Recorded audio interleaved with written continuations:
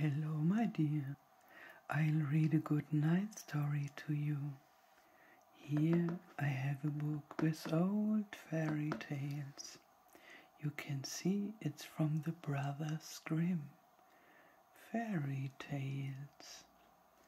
Today I read you the story Fundevogel.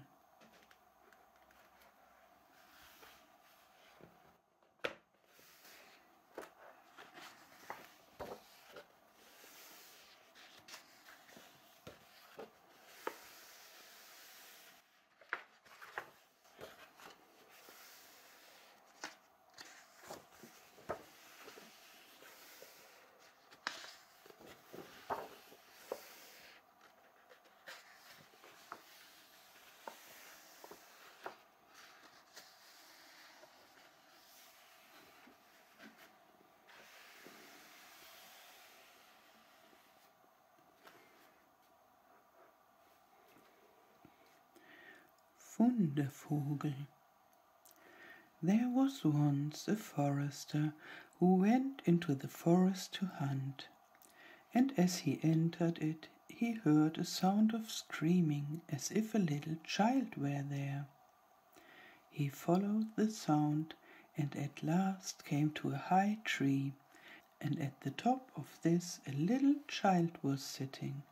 For the mother had fallen asleep under the tree with the child, and a bird of prey had seen it in her arms, had flown down, snatched it away, and set it on the high tree. The forester climbed up, brought the child down, and thought to himself, "You will take him home with you, and bring him up with your Lena." He took it home, therefore, and the two children grew up together, and the one which he had found on a tree was called Fundevogel, because a bird had carried it away. Fundevogel and Lena loved each other so dearly that when they did not see each other, they were sad. Now the forester had an old cook, who one evening took 2 pails and began to fetch water, and did not go once only, but many times, out to the spring. Lena saw this and said, "Listen, old sinner, why are you fetching so much water? If you will never repeat it to anyone, I will tell you why."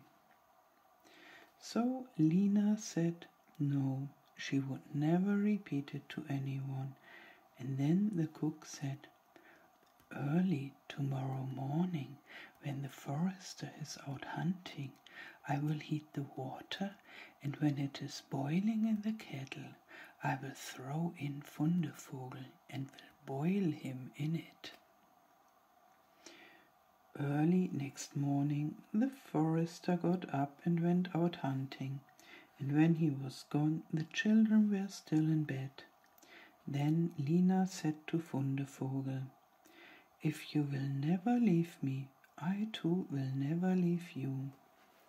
Fundevogel said, "Neither now nor ever will I leave you."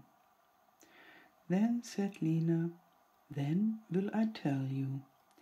Last night old Tana carried so many buckets of water into the house that I asked her why she was doing that, and she said that if I would promise not to tell anyone, and she said that early tomorrow morning, when father was out hunting, she would set the kettle full of water, throw you into it and boil you. But we will get up quickly, dress ourselves, and go away together." The 2 children therefore got up, dressed themselves quickly, and went away. When the water in the kettle was boiling, the cook went into the bedroom to fetch Fundevogel and throw him into it. But when she came in and went to the beds, both the children were gone.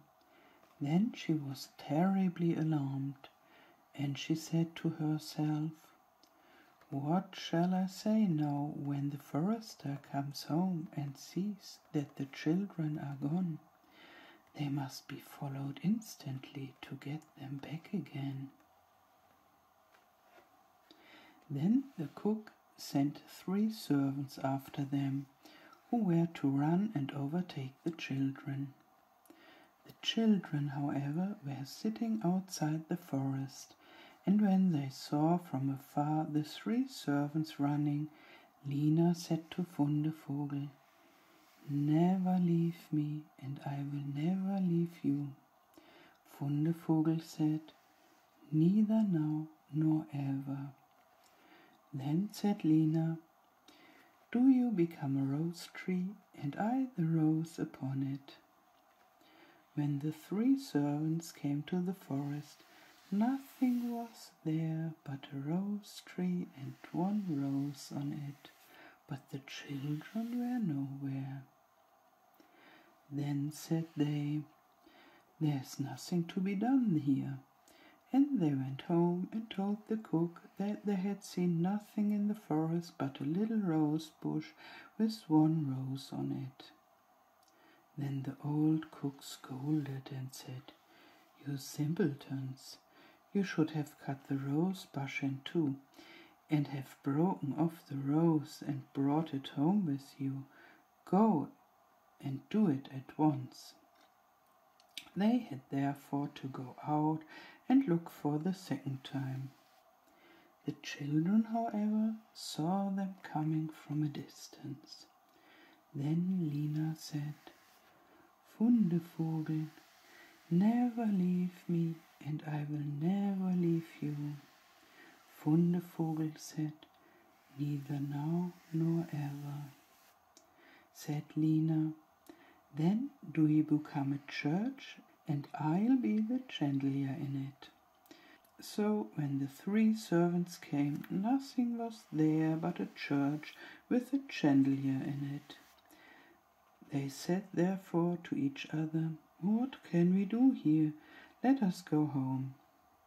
When they got home, the cook asked if they had not found them, so they said no. They had found nothing but a church, and there was a chandelier in it. And the cook scolded them and said, "You fools, why did you not pull the church to pieces and bring the chandelier home with you?"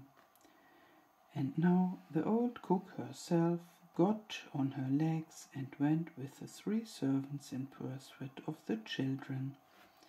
The children, however, saw from afar that the 3 servants were coming, and the cook waddling after them.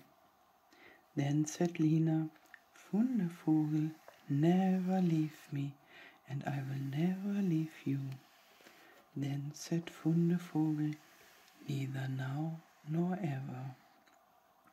Said Lina, "Be a fish pond, and I will be the duck upon it." The cook, however, came up to them, and when she saw the pond, she lay down by it and was about to drink it up. But the duck swam quickly to her, seized her head in its beak, and drew her into the water, and there the old witch had to drown. Then the children went home together, and were heartily delighted, and if they have not died, they are living still. Good night, my dear, and sleep well.